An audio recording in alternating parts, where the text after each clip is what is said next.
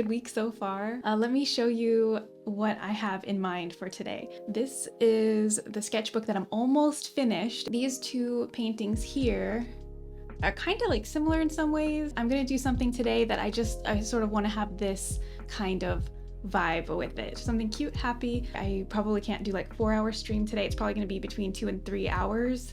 And so I want to paint something kind of like this is what I have in mind. And as always, if you guys like the picture, if you want to paint along or sketch or anything, you're very welcome to. No pressure.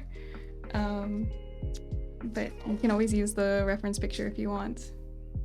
Okay, so looking at my photo, there's I always keep the rule of thirds in mind. So if you can kind of imagine a grid, I'm not going to draw it, but if you can imagine a grid here, these axis points are usually where I'll try to put a focal point of some kind. So I think here we've got some flowers down here, so I'm going to try to keep these flowers sort of on this bottom left axis and then sort of trail them up going up this way, because there's some flowers like kind of going into the distance back here. So I think we can put maybe one other of the flowers right on this axis and then random other little flowers going into the distance.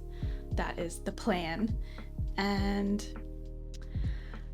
I'm thinking about changing something with the lighting here. I don't know if I should. I don't know if I'm gonna regret it, but so in the photo, it's all, I took this photo on an overcast day and there's just not much, there's no sunlight in the scene, and you guys know I love painting sunny day scenes or scenes with mixed lighting. I like it when something's in shadow and something's in highlight. I think that dynamic is really interesting, and yeah, more interesting than just total overcast light. So I was thinking of maybe making the foliage in the background really bright, this sort of distant, out of focus stuff. In the photo it's dark and shadowed, but I might make it so that I'm pretending there's sunlight hitting back here, and then the rest of the painting we'll just paint as is from the photo. So let's get some light green on the palette. This is the Holbein leaf green. Some yellow, primary yellow, nice and bright one. Sounds beautiful. Oh, thank you, Chris. I hope it'll go well. But you know what? The great thing with gouache is if we don't like it, we can just paint over it, and we can just darken it and go follow the reference. So it's like worth a try, right? So we're getting some different greens here, and then yeah, let's go with a dark green as well. So we'll have a whole array of greens to play with. And what else should we put on here to start off? That kind of might be enough. Actually, you know what? I'm gonna also go with Ultramarine Deep, which is almost done. This paint tube is getting a little bit towards the end. It's starting to dry out a bit in there. Oh, it's not good.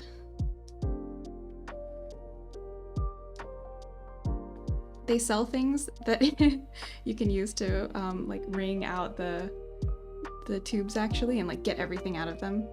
I've been meaning to get one of those. I've seen people also use that for their toothpaste tubes. It's the same kind of product. But yeah, sometimes at the end of the paint tube, it gets a little dry in there and it's hard to get everything out. Gotta paint more, paint faster. Okay, so I have added Ultramarine Deep and Spectrum Violet. That way we can get into some really, we can get a nice gradient from like lights all the way into the darks here. And this is Burnt Umber. Okay, so I didn't do much of a sketch. I don't even know how much you can see this. I barely made a sketch. I actually ended up just making a few markings where like the main flowers are gonna go, and I guess that's fine. When it got down to it, that's all I really wanted to do was like plan out where the flowers were gonna go. So I'm adding water. So I want that to soak in. We're gonna do a nice gradient here and go from light to dark. Oh, I'm actually gonna try a new brush, you guys. I know, a new brush. I bought another brush. I actually bought this at a local art shop, and it's one size larger. Look how beautiful this brush is.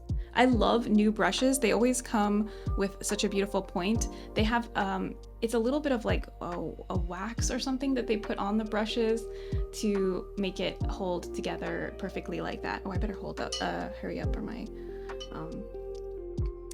my paper's gonna dry. So I have to clean that off real quick. But this is a mop brush. It's one size larger than the one that I've had that's been like one of my favorite brushes for years now. And I finally decided to grab one more and I got the larger size. So I think I'll get a lot of use out of this because, like I said, I've really been using the smaller one of this brush a lot. So these are the two, this is size 0 and size 2. There's like quite a big difference between those two sizes. Anyway, very excited. So this style brush is really nice for holding a lot of water. So it's really good for the early washes and things. And I also think it reminds me of how they designed the brooms in Harry Potter for some reason. It looks like a broom. Okay, anyway, let's start. Back here, I'm gonna go with this really bright color and I'm gonna pop in just a couple little pops of like a different color green, a little bit darker, just because I want it to look like some blurry, out of focus foliage. So we need some variety. Cool looking brush. Thanks. I buy a lot of art supplies online and it's really nice to support local stores when you can. Just sometimes I need like very specific items and I buy a lot of paints that come from Japan and the local art shops don't usually have that, unfortunately, but when there is something I can buy from a local shop, it's really nice to do. So I'm gonna shift into a darker, warmer green, and I should probably use a little more paint. I think I watered this down a little bit too much. So let's try. And so as we get further away from the sunlit areas, I'm kind of shifting into a cooler green.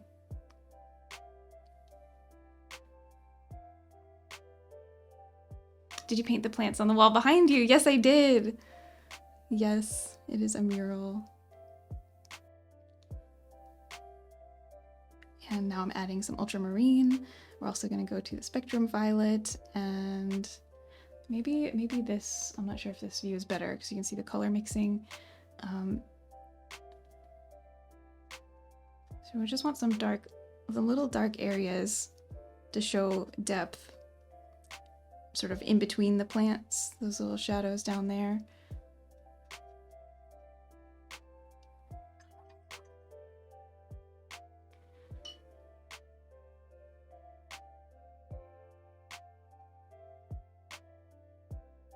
This is one of my favorite parts of the whole painting process. I really enjoy this first layer.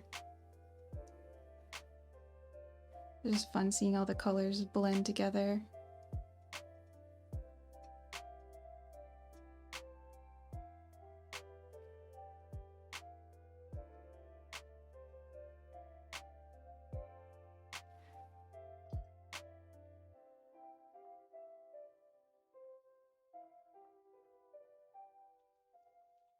Okay, I think it's dry enough to stop here with the hairdryer. I had to move my paints away because a lot of times I forget about that, and then you know, when I'm using the hairdryer, I'm like drying my paint at the same time, which is not great.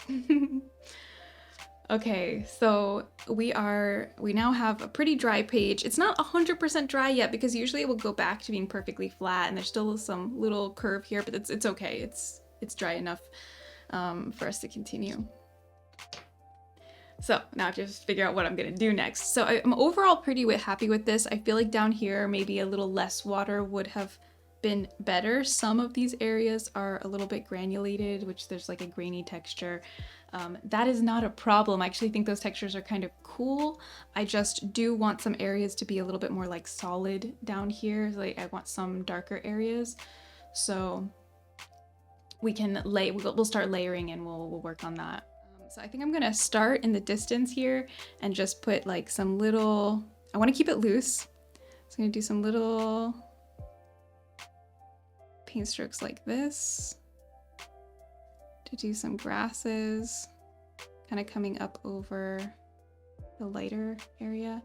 It's kind of hard to see, right? Maybe this is better. You can see what I'm doing.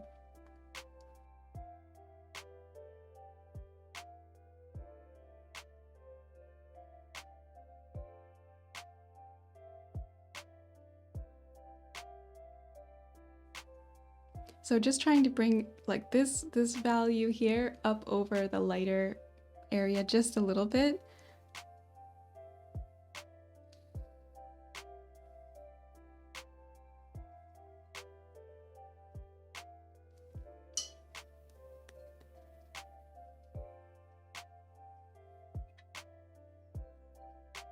So I'm just making organic types of brush strokes. I'm not necessarily painting individual plants that are sorted out, like here's the stem, here's the leaf, you know, I'm just kind of doing these little grassy, loose grassy strokes and then putting some random leaves.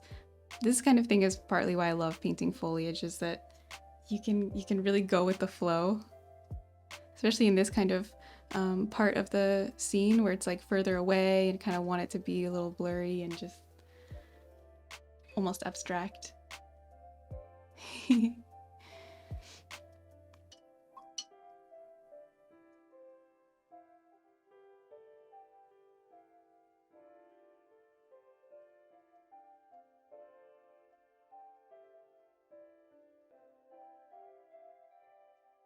think I like that. I think so far the plan is working out to add light back here.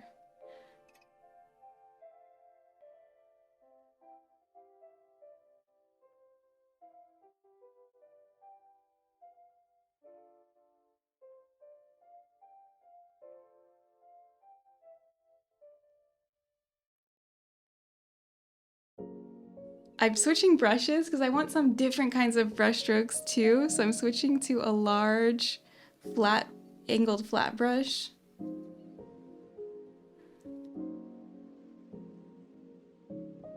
So just down here with the browns, blues, greens, purples, just kind of mixing them together in different amounts as I go through here.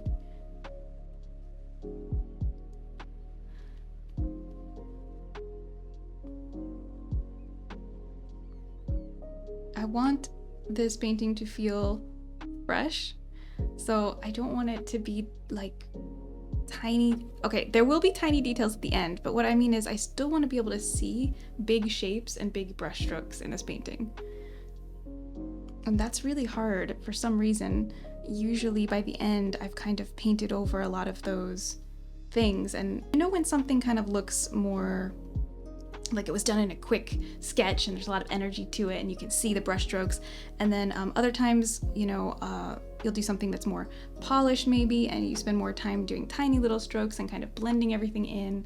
And so anyway, in this one I am hoping I can capture a feeling of more energy, where even the final painting will have some of those kinds of brush strokes in it. So that's a good exercise for me, because it's easy to overwork stuff, and when you're trying for this kind of style, you really can't do that. You've got to be careful not to polish too much. Okay, so I'm darkening this area. That's what I was talking about. I felt like this area was not dark enough with my initial wash. So we're gonna, after this dries, I'm gonna be able to take this lighter green and then paint some grasses kind of coming over this dark area. So we are going to paint light over dark. We had to darken it first so that we can bring some of those overlapping pieces in. So that's the plan. What size is the brush you're using now? That was a big one, but like relative to the size of the paper. This is a Rosemary & Co. It's 5/8 inches. It's hard looking for brushes online when I don't know enough to judge the sizes, and they can vary depending on the brand. This helps a lot. Oh my gosh, I have that trouble too, Chris. Like, I wish that there were standard sizes between brands. I don't know why that can't happen, but indeed, like for example, and I guess this type of brush matters too. Like, I can't believe that this is a 0, right? This brush, this is a 0, and then I've got other, and then this one is a 4. This makes no sense. How is a 4 so much smaller? You know? And then this is also a 0 of a different brand. So how is that?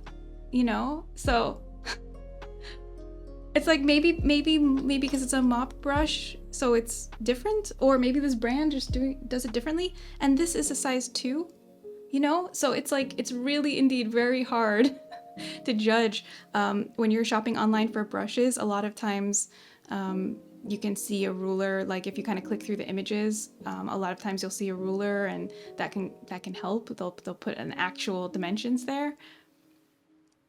Yeah, Mike says Rosemary catalog shows actual brush size. It's really helpful. Like nicer brush makers will put all the information you need, but sometimes when you're buying from random places, and it's not the information isn't always there. But it's really nice when it is, because I've definitely made mistakes before buying brushes online and not like thoroughly looking at all the information, just seeing one picture and thinking, oh, that looks good.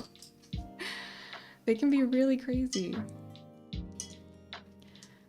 Okay, so this is dry now. I think it looks kind of fun. It's of course too dark. So I'm trying to decide now. Do I want to?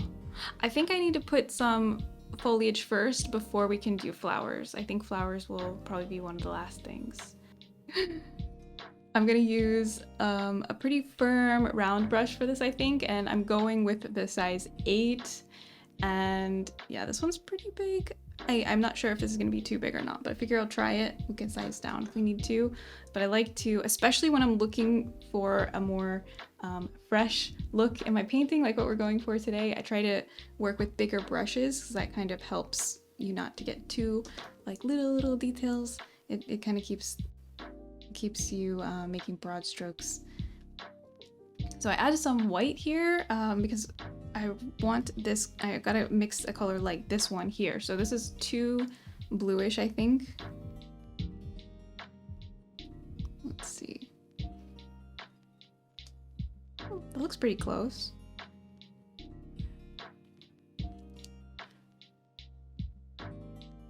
Okay, so now we're bringing some of these grassy strokes back in.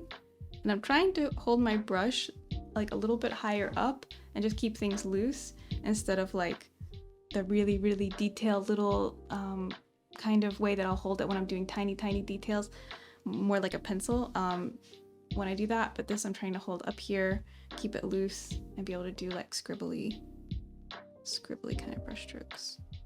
It's a little scary because you can't control this perfectly.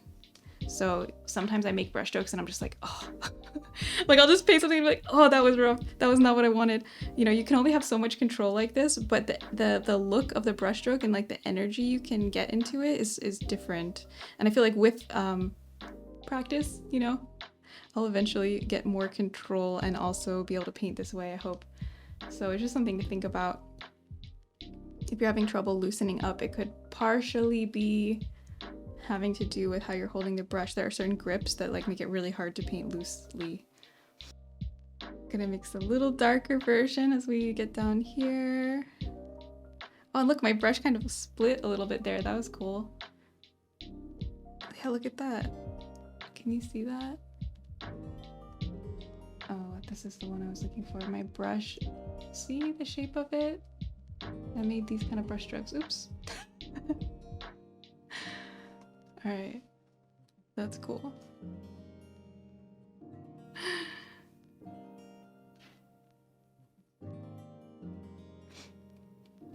Loving these brush strokes. They are fun. They're fun to do. Let's see. I need a couple of really big ones. Ooh.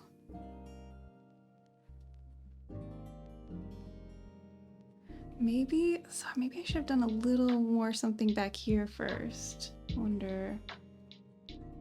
So I'm gonna mix up a warmer color. I just want to do a little something over here. Kind of maybe forgot about these areas a little bit. I'll go to my palette view here.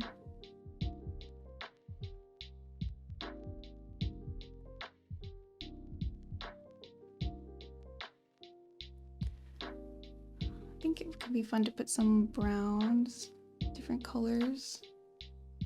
Make it look more natural and lively. There's some browns in the photo. A little dried, you know, older leaves and flowers and things. I'm gonna grab the burnt sienna. I like that color for like a warm brown. I'm using burnt umber right now, but I'm getting maybe a little bit muddiness over here. Things don't love that color. Let's get a warmer version.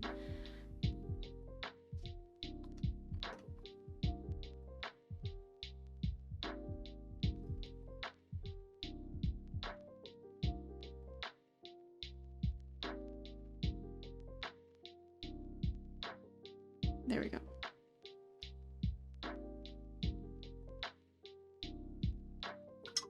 Just a little variation. I do a lot of paintings that are almost entirely green, and you've got to do some little things to keep it interesting.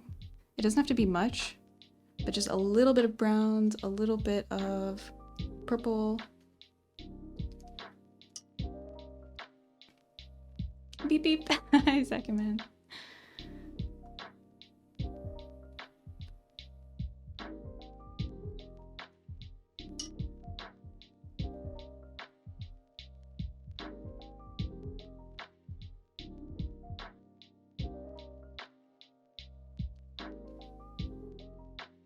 Maybe I'll add some little grassy strokes with this color too. Not really sold on this area.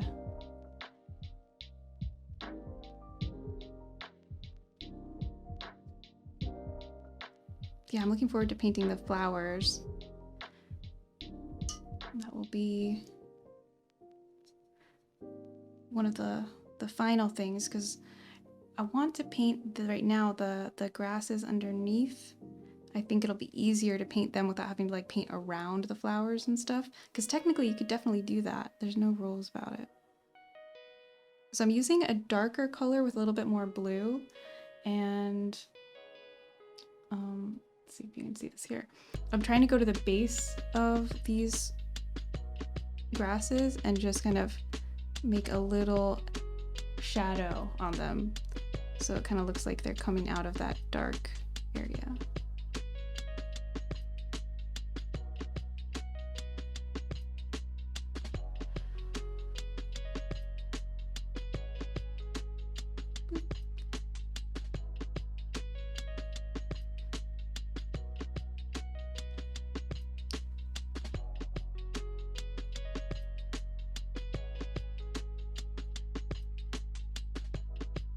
So while I have this color, I'm adding some more little silhouettes, like sort of the next layer here.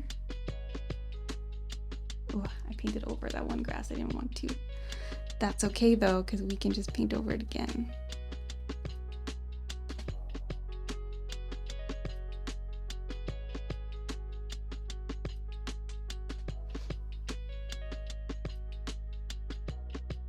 Bit blurry in the back, but hey, art can be improvised. Exactly. Exactly. I really liked the flowers, and I liked the overall mood and the just the like overlapping, all the chaos going on. I liked that. But it was an overcast day when I took the photo, and I really kind of prefer some sun. Like almost all my paintings have sunlight somewhere in them, and it's just, I like that contrast where you have some areas in highlight and in light and some in shadow, because I feel like it really makes, you can feel temperatures that way. Like the makes like the shadows feel really cool. You can almost feel like a cool breeze, like that feeling of being in the shadow when there's like nice sunny day happening. So I really like to paint those kind of scenes, and that's what I end up doing most of the time. Maybe someday I will get more into painting different types of weather. You never know, you know, this is just what's inspiring me now.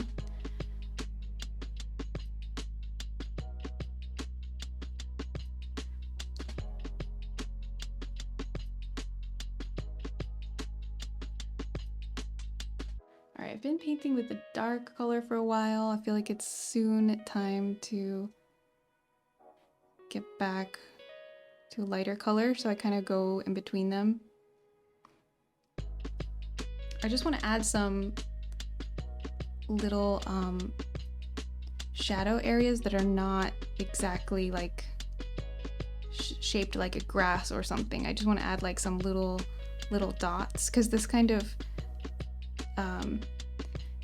gives you the impression of like maybe stuff is overlapping and you just see a tiny little shadow in between things, so you can kind of give the illusion of detail just even putting like these little dots in.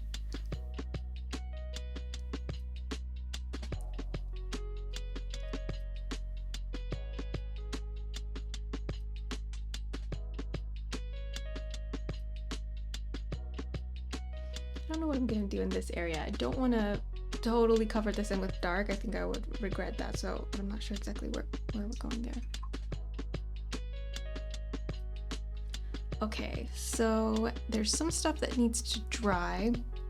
So make sure my paints don't dry.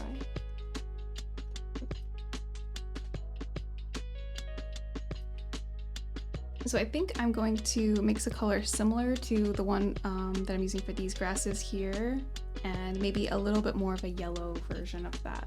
A little bit warmer. Not too much, because I still really want these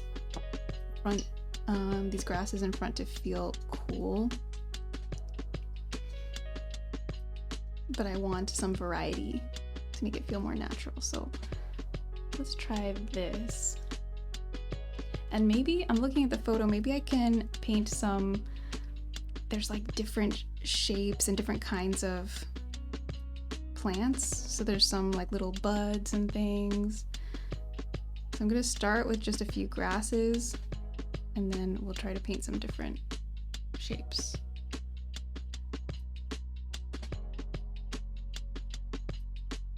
I think it needs more, I think it's too watered down. Let's get some more paint, more coverage.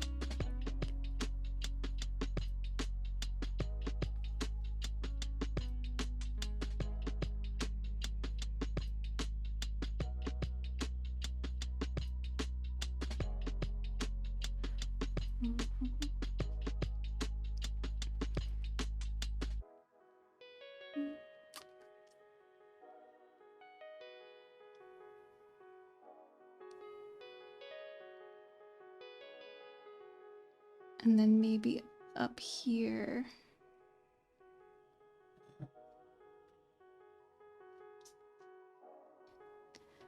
Go a little lighter green.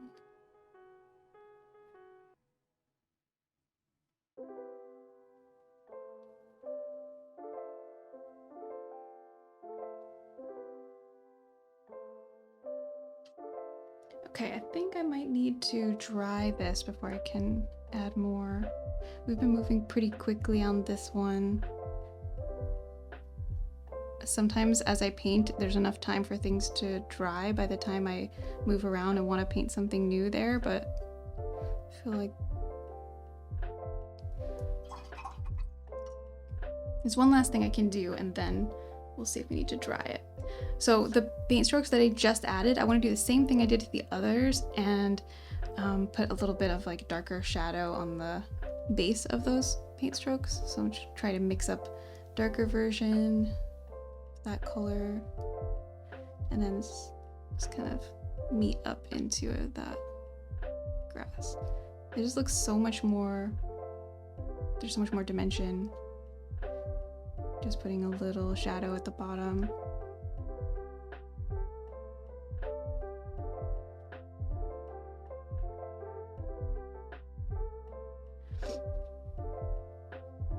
Came together quickly. I gotta start doing this light over dark stuff. Gorgeous. Thank you.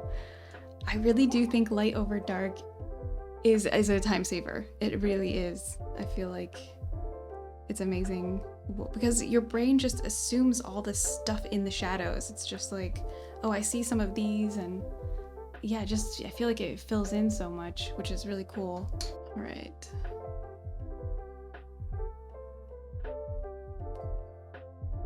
There's a couple areas that I want to be more crisp.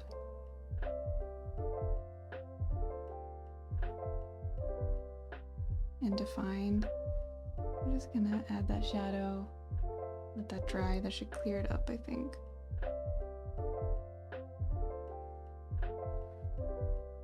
Thinking about the foreground.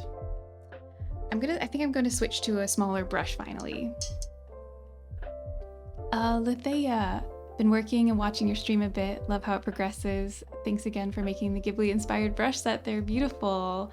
Oh, thank you so much. That's very nice. Makes me happy that you're enjoying them and that you're enjoying the stream. Thanks for hanging out here. So right now I'm looking at the foreground, and I think I'm trying to find the right brush. I want to scale down a little bit from what I was just using. So this is a little smaller, not too much. All right, so I think I'm gonna add, I mixed up a greenish brown here, and I think I'm gonna add just a little bit of that in the foreground. Again, just, I was talking about adding some variety, like little browns and just some other hues, because otherwise the green will get a bit, boring, like a bit too much of the same. So I'm just gonna do a little bit of brown here and there. Question is that tape, painter's tape, or masking tape? It is tape made for this purpose. It looks like masking tape. I mean, I guess that's what I'm doing with it, is I'm masking something, but it is made for painting. So it's like a painter's masking tape. It's by Deltec. I'm just holding this here so you can see the brand, Deltec. I got this at the local art store, and it's very much for use on your paintings, and it does a pretty good job of not ripping the paper. However, there are some papers that are just so sensitive that they will rip with anything. Even these tapes that I found that are pretty good about that. There are certain sketchbooks. There's one sketchbook in particular that I have that just, it's almost impossible not to rip the paper. I have to use the hairdryer, really warm up the tape, peel extremely slowly, and it still sometimes peels. And I don't know if I have that handy that I could show you. The sketchbook, it's a Hanamulla sketchbook, which I really like that their sketchbooks normally, but they just have this one line. It's a spiral sketchbook. Usually the ones that I get from them are just in a normal bound book. And yeah, this one spiral sketchbook that I have from them, for some reason the paper rips very easily, and it's nice to paint on, but the tape issue is really unfortunate. Goat Babe says Scotch tape, delicate painter's tape, works wonders. I've heard good stuff about that particular tape. I haven't tried that one, but I'm very happy with this one. I have no problems with it, and yeah, I just bought some more actually recently.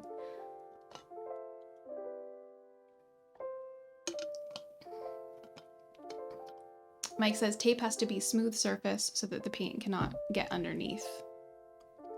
Yes, yeah, that's really sad when the paint gets underneath. It happens every once in a while. Like you can see here, I maybe didn't push down enough on the tape. I think that was my mistake. Some paint got underneath here, but it might just be on this tape. That's usually what happens. Usually when you see this under here, it's not a big problem, but I think a tiny bit might have gotten on the paper, but I don't really mind. You could just paint over it with white paint. It's not the end of the world. But if it happens really bad, then that can be sad. But usually just a tiny little bit will squeak under, if anything, and that's very rare for that to happen. But maybe every like 20 paintings or so, I'll have one that I didn't press down enough. You know, it's just pretty rare, but it can happen. You always want to peel at an angle away, so if it does rip, it's only ripping the white part here and not ripping into your painting. Okay, so I want to work on the, we're starting to get a little bit closer to focal point things. So I'm going to add some tiny, oh, I painted over something that I don't really want to paint over, but it's okay. Some tiny little details. So just looking at the photo, there's some of these plants that have little star shapes and things. I'm just gonna kind of add some of those in. They might look a little out of place at first because sometimes I notice this when I paint something, either add a color to the painting or add a kind of detail, it can feel really out of place at first. It's just the first area of the painting where you've added that detail. And once you sort of work it in a little bit around different areas, it feels better. So yeah, sometimes I have to tell myself not to panic when I first add something and I don't like it. So you have to give it a chance.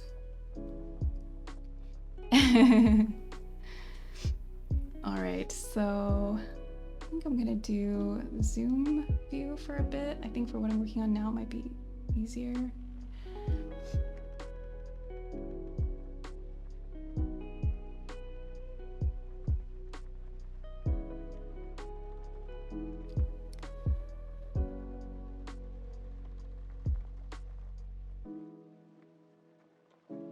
Love the sweeping motion of this so far. Thank you. Thank you very much, Helen. That's one thing that I really wanted with this one was for it to stay like fresh feeling.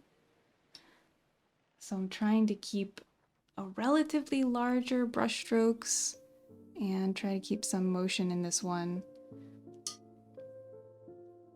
And it's hard. This one is like the big challenge in this is basically not over painting or not overworking it. How to keep it fresh. We'll see how it goes.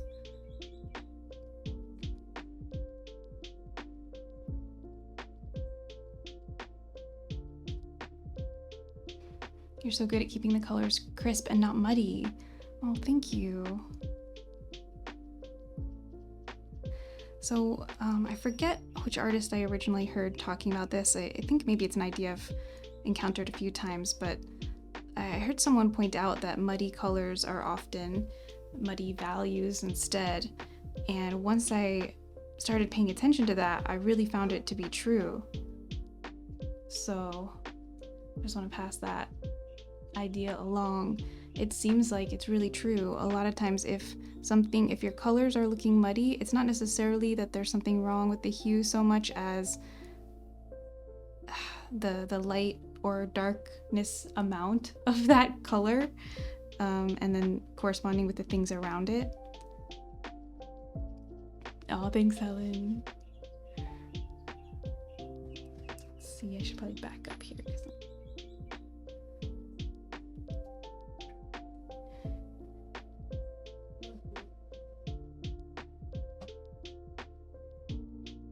There's some leaves with some interesting and different shapes over here, but I'm having a hard time following the reference because it's really hard to see what's actually happening. There's so many overlapping things. So I think maybe what's easier and more fun is just kind of making some stuff up, like keeping the spirit of what's there, but painting my own leaf shapes and things and just saying, okay, well, we need some details here. It doesn't have to look exactly like what's in the photo, but just let's put something there with some bulkier shapes and keep the idea, but not be too strict about it.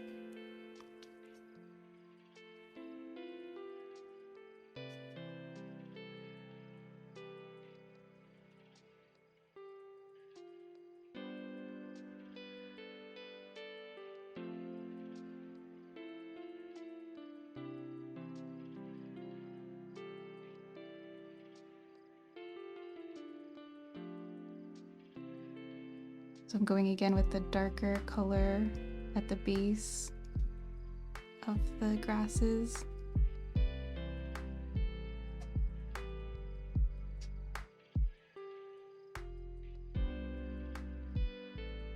It's crazy to think that all of this is just sort of like the foundation for the flowers, to have a nice place to settle in, a little home for the flowers.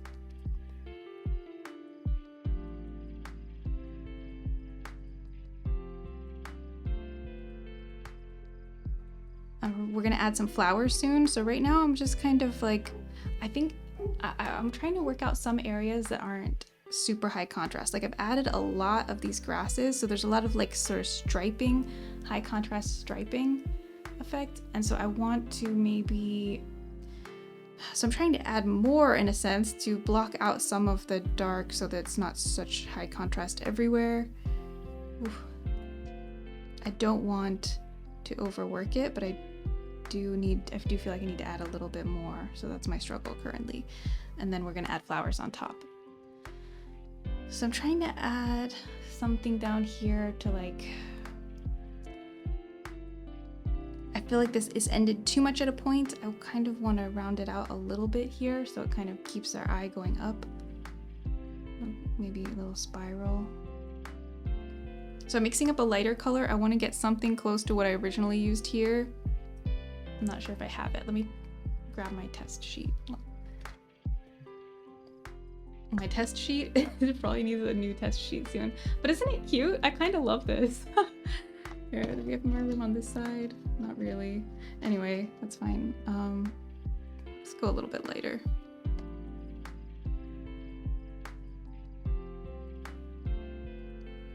Pablo said I made a new painting this week. Well, I'm still working on it, but it's going well. Awesome. I love to hear that.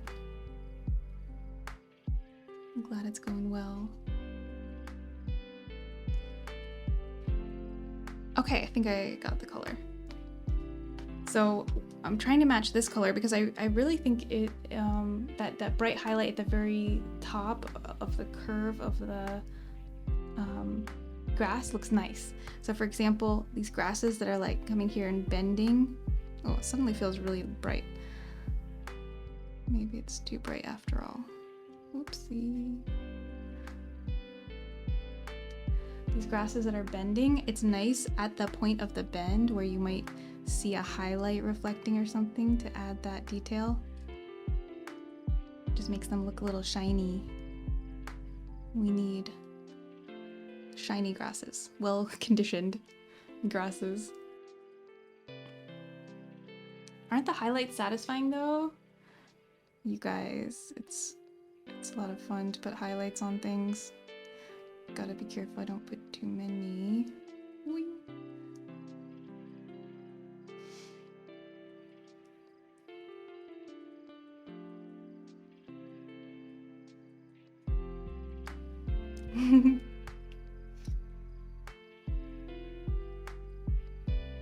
All right, I think, okay, we have a bravery test. I'm gonna try to make a really large one come across these.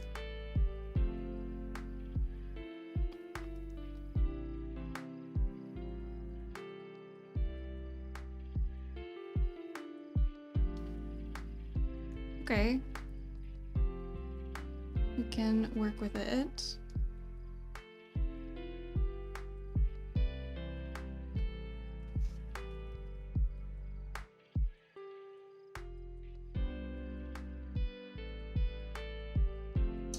Just look at the ref. Nice choice. Colors of the flowers. Oh, thank you. When we were on a walk and I took that photo, and it was actually starting to get kind of stormy then, so I was like quickly trying to take a bunch of photos. I mean, you can't tell in the picture necessarily, but it was also really windy, so it was like I was having to wait for the flowers to stay still for like 2 seconds because it was like whoosh. Also, we witnessed a fight of these birds that you see in the canals all the time here, and they're called meerkoeten in Dutch. I can't remember the English word. Anyway, they are very territorial, and they do kind of get in fights with the ducks and stuff, but I've never seen them get in fights with each other before, and it was so crazy. There was 2 couples like with babies, but they were like going at each other with their claws and flapping around, and the babies were like chirping like crazy the whole time, and then the wind was blowing like, and it was like stormy and stuff, and I'm just trying to take these pictures of the flowers really quick. It's like the most chaotic setting. I know. I think they were all fine in the end. They were just being really dramatic. These birds are very dramatic. He's taking the pictures of the birds fighting.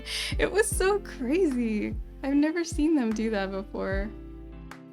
Do you have a lot of bird photos? Ah, I love little birds. They're so cute. Just birds in general. I love them. They're so funny and beautiful, and they have interesting personalities. I never was as much of a bird appreciator until I started spending a lot more time outside and, you know, doing nature walks and hiking and things and just being around birds in the wild more. And now I'm definitely a bird lover because they are very funny. Talking about muddy colors, you guys, we have a muddy color alert down here, in my opinion. And that is mainly because the values are, these are like the same, almost the same value, and this is just slightly, it's just not looking great. Right there, in that one spot. So we need to fix this by darkening behind there. I think that's gonna be the best solution. Darkening behind it.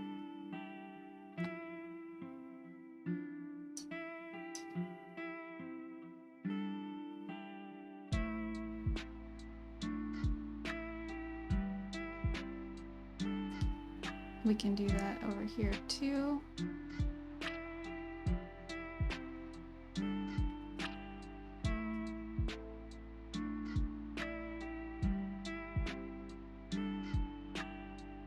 So I think we're fixing it here. So the other thing that we can do, I should probably wait till things dry and not be impatient, but the other thing we can do is paint this grass over top, just kind of freshen up the highlight a little bit and maybe add a little bit more saturation to that color. Oh, thanks for hanging out with us, Joe. Have a good rest of your day. Let's see about this. Yeah, I think that's better.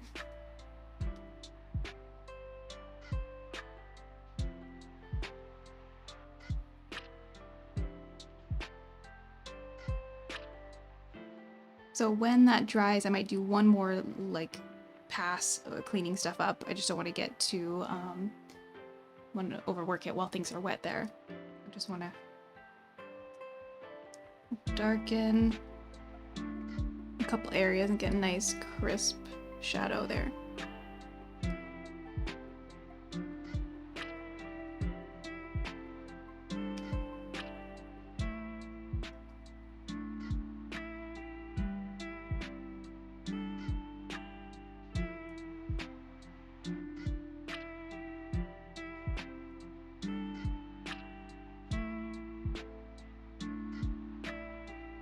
I think that's better.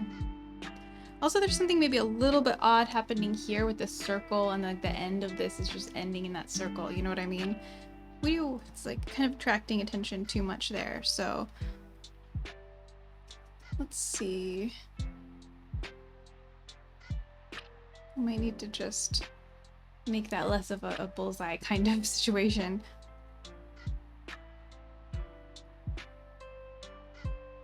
It's cool how, you know, you just take a little break and then come back and you can sort of see those things that you didn't see before.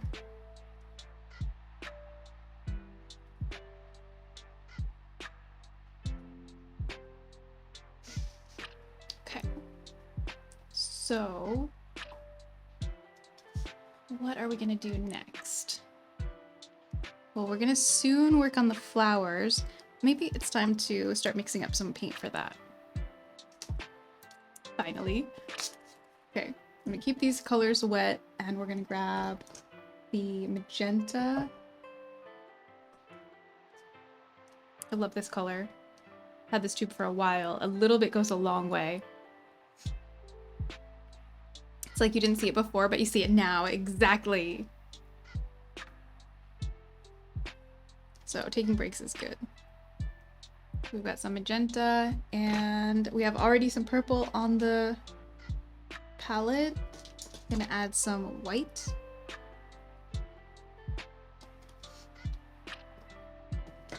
Okay. I really like the shapes of these flowers. They're kind of sharp. I think it's cool how there's space in between the petals that you can see clearly.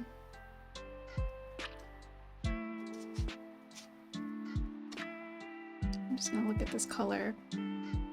Yeah, I think that's nice. This is actually a little bit more tame than the color in the photo. I could add some more magenta.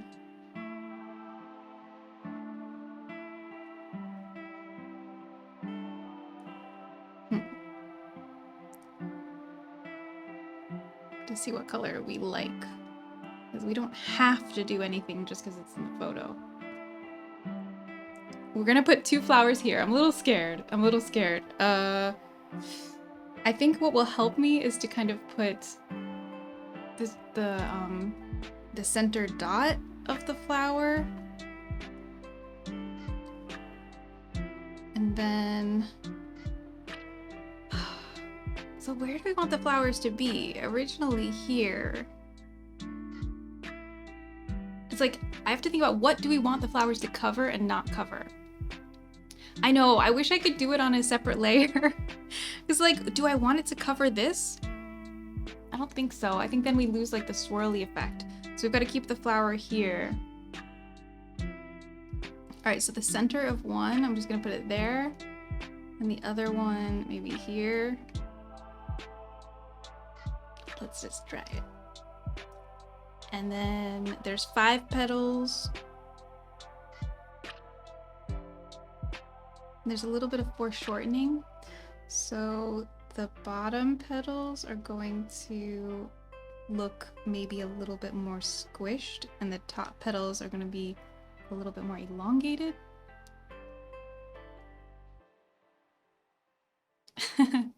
You probably know more than you think, Pavlos, because you know about art in general, and, well, at least all the fundamental things cross over whatever medium you use. Plus, I'm always talking about gouache. But maybe you know a lot about astronomy. That could be the twist here.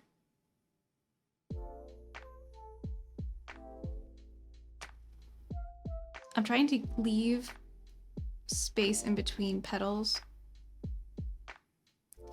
because I think it looks really cool in the reference. Like, that's just how these flowers look.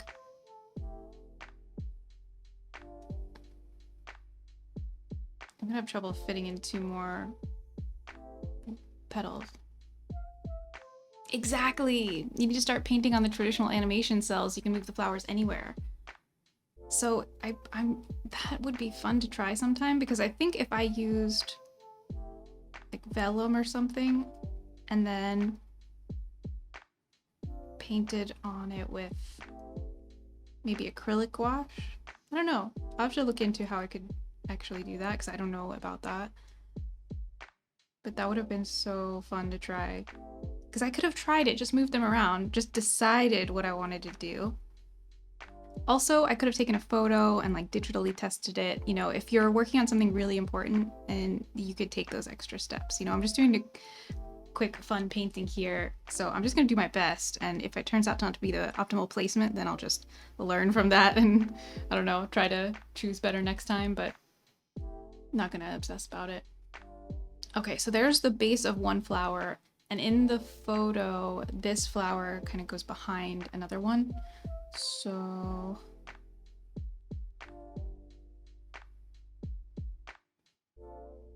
I'll just paint them sort of overlapping like this, and it's going to be hard to tell where one stops and the other starts, but then when we add some more detail, we can like sort of shade it so it makes sense.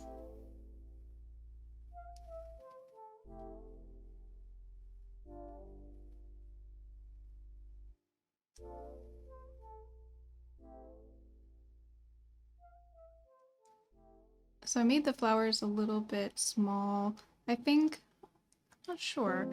All I know is when it comes to this kind of thing, I tend to often make things bigger than they should be. Like, for some reason, your brain just sees those details and just overemphasizes the importance of them. And then in your painting, you end up, you know, something in the distance, you're making it way bigger than it's supposed to be.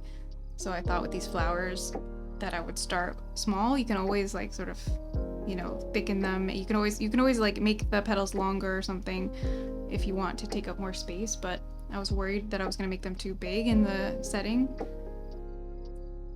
So I tried to really think about that.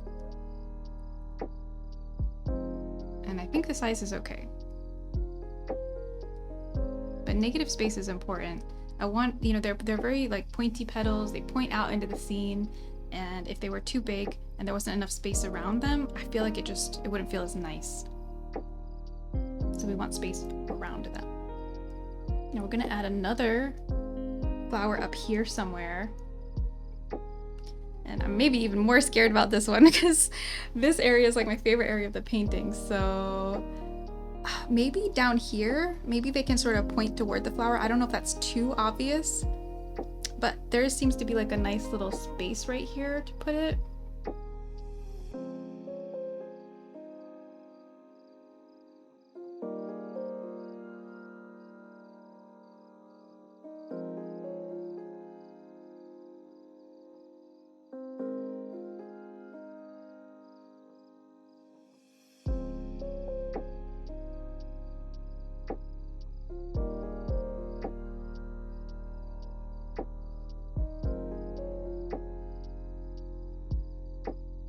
We're gonna also add some lighter purple flowers, mostly in the background.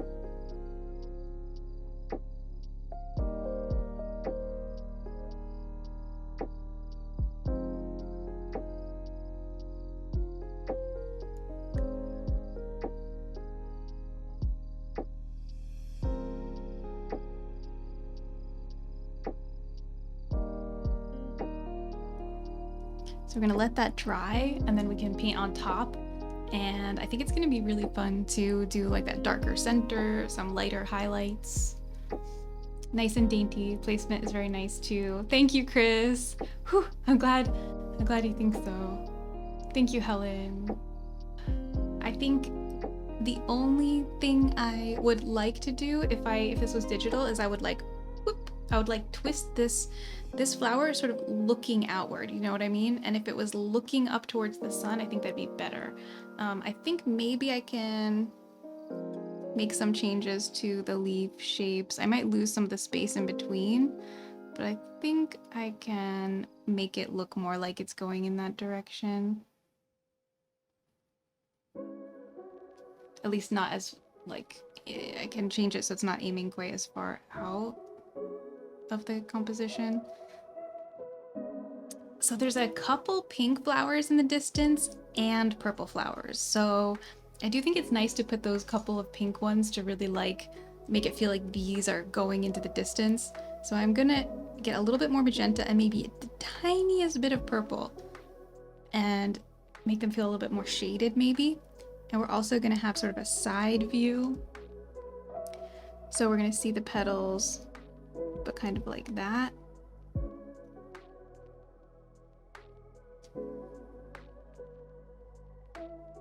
And one maybe back here. I'm gonna make the petals even smaller.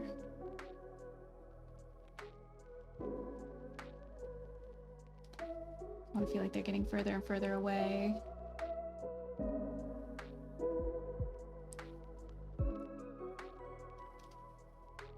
Okay, I want a more saturated purple.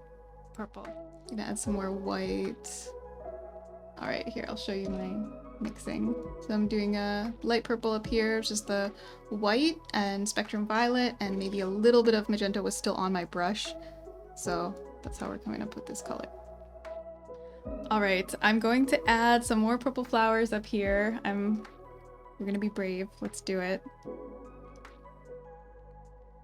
So in the photo, there was a darker background, and now we have a light. I've changed it to a lighter background, so I'm like hoping that the purple that I've mixed up here makes sense.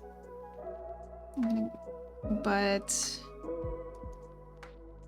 that is a little bit the problem of value-wise, is trying to figure out, does it still work?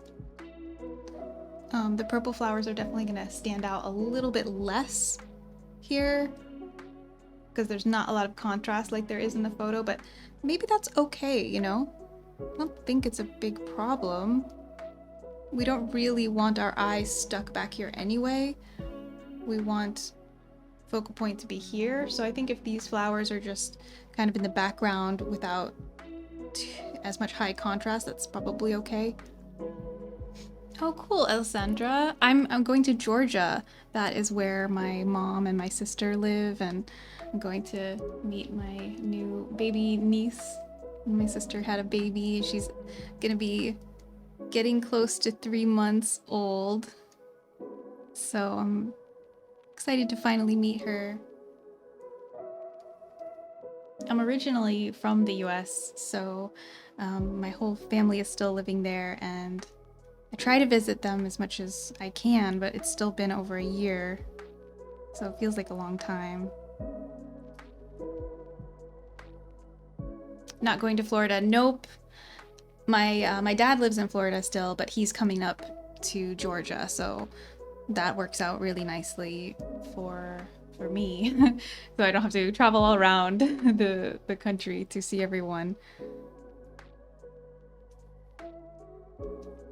Okay, so first layer of flowers is down. I like the colors. I think it's really fun. The yellow flowers, or not yellow flowers, sorry, the purple flowers are gonna get a little yellow center to them, and then these flowers are gonna get a dark, like magenta kind of center color. So let me, first I'm gonna spritz my paints because they're getting dry over here. And then I think maybe some burnt umber with the magenta and maybe some purple, and we'll mix up that center color. It's gonna be pretty red. Let's see what we get here.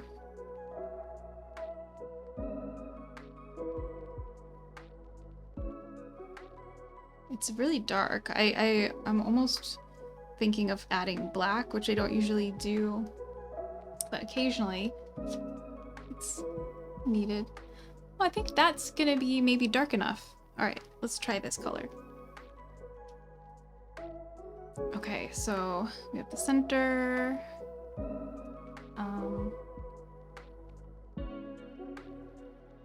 Let's paint some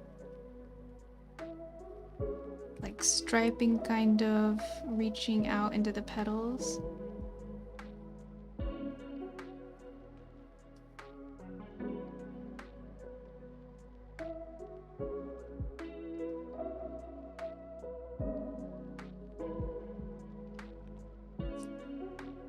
So I'm kind of trying to follow the curve of the petal, like the direction the petal's going in.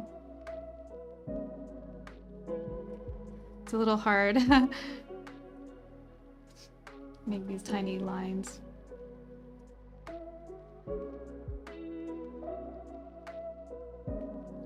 I'm using a brush that's probably a little too big for this.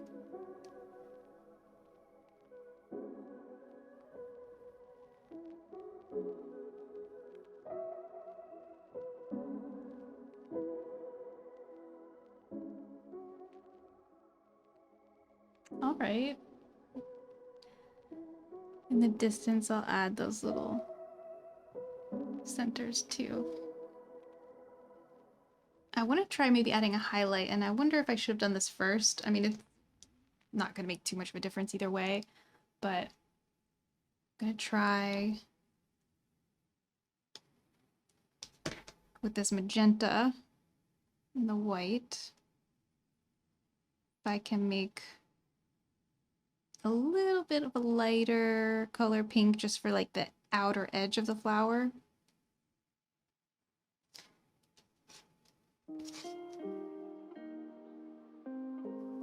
Oh, that's very close to what's already there. We need to go lighter. And maybe I could add some yellow that will bring the color a little bit, it'll go a little bit more towards red, but it might make it, I just give it a little punch. Okay, so first I'm gonna go more white and then just like a tiny bit of yellow. Woohoo! That definitely really changes it.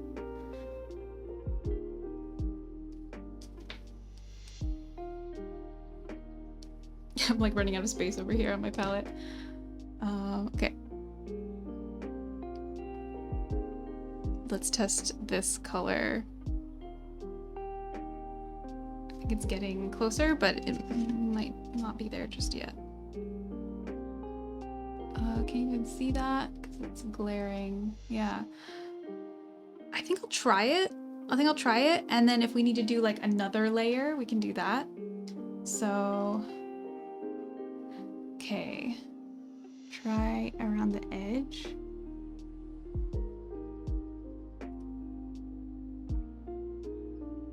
So this is a little bit of like artistic interpretation because this is not actually exactly what the flower looks like. Like this isn't exactly what the flower does. If you look at the petals, if you look at the photo, it doesn't really have this kind of striping effect coming in from the outside of the petals. But I thought it might look nice.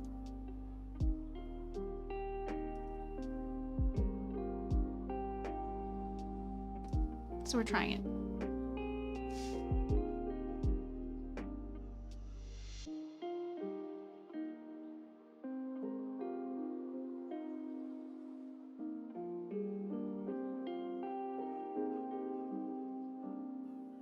I also like to do like little dots at the edges sometimes. That can be a nice little detail. You can only paint so small, you know? So you gotta find ways to make it look like you've added little details, but you can actually only add so much.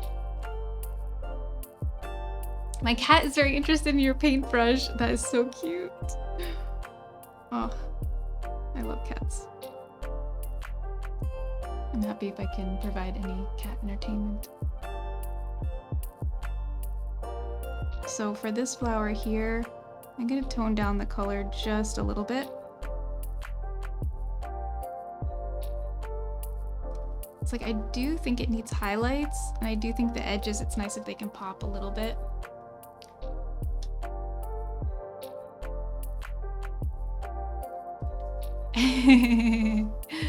I love cats. Yeah, me too. Me too. I don't have cats mainly because of allergies, sadly. I have had cats before and I just had to take a lot of allergy medication, which is probably not super healthy to do long term, but they were worth it. But I'm not in a rush to get cats again because of that. Maybe someday. But there's a lot of cats living in my neighborhood and I get to pet them and say hi to them and stuff. So I get a little cat fix anyway, which is kind of nice. They're usually pretty friendly. It's either they're either friendly or very skittish. There's like no in between. The cats either come up to you and start rolling around and want you to pet them, or they won't let you near. Cat fix. There's also a I found out about a cat cafe somewhat near here, so I might have to go there sometime. Oh, little meow meow, that's so sad. Oh. See, with the cat cafe, it's like, you know, I can just take my allergy meds for one day, go to the cat cafe, that won't be the end of the world. It's just like if you're doing it every day, it's just starts to be like a little too much. Are you allergic to the cat itself or the dander? Probably the dander. I've never tried, you know, testing my allergies around the like hairless cats or the supposedly hypoallergenic cats or whatever. I've never been exposed to them, so I don't really know. I'm guessing I'd probably be fine with them, but I don't know. Okay, so right now I'm trying to mix up a color for these flowers. Have to have some kind of stems. I mean, you don't have to, but in the photo you can actually see the stem, and I think it would be nice to add. Right now they just kind of feel pasted on a little bit, and I would like to feel like where they're coming from, you know? So I'm trying to mix up a color for this. Let's see. Needs to be a little lighter.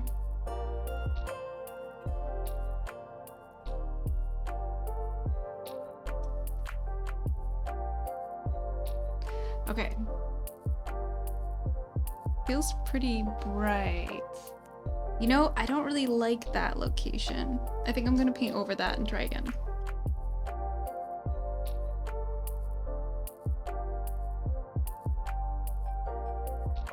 See, look how easy it is to fix mistakes in gouache. Didn't like where that was, just paint over it. I might have to paint over one more, I might have to do one more time after that dries, if it doesn't fully cover.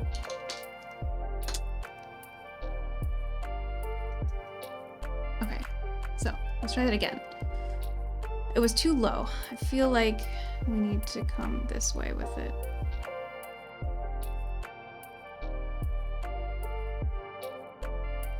So we're gonna go behind there.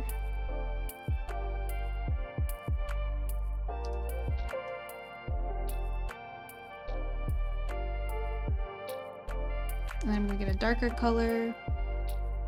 It's gonna kind of fade out. The deeper it goes.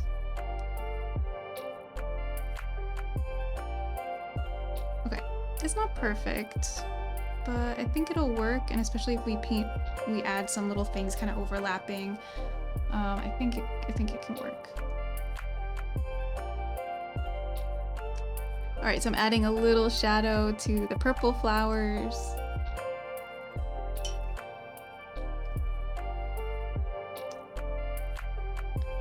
I have a tiny brush now. So I keep going back and forth with these flowers here. I just can't decide how light I want the highlights to be. It keeps disconnecting. This is so strange. I'm gonna investigate what's happening and see if it's my internet, but I only have a half an hour maximum left that I can stream anyway, and I'm really thinking about just ending it here, at least so we can say goodbye to each other, because I don't want it to just cut off. I just want to show you guys at least a close-up of what we did today. I'll do a little bit more just in this area, I think. I want this area to be, of course, the focal point, so I might add a little bit more detail just so the detail here surpasses the detail up here, and then that will make sense. And then I'll pull the tape off. So I'll try to record that last little bit of the painting so that I can share the final results, you know, and you can see how we got to that. There's a question I almost missed in the chat. Theodore, hello, my sketchbook is Etcher. I'm gonna type it in the chat really quick, ETCHR. They are awesome sketchbooks. Definitely high quality, awesome sketchbooks. Definitely recommend. Thanks everybody. Well, I better go before OBS cuts us off again. Thank you so much for all the support, all the love, all the company. I really appreciate you. Thanks for hanging out with me.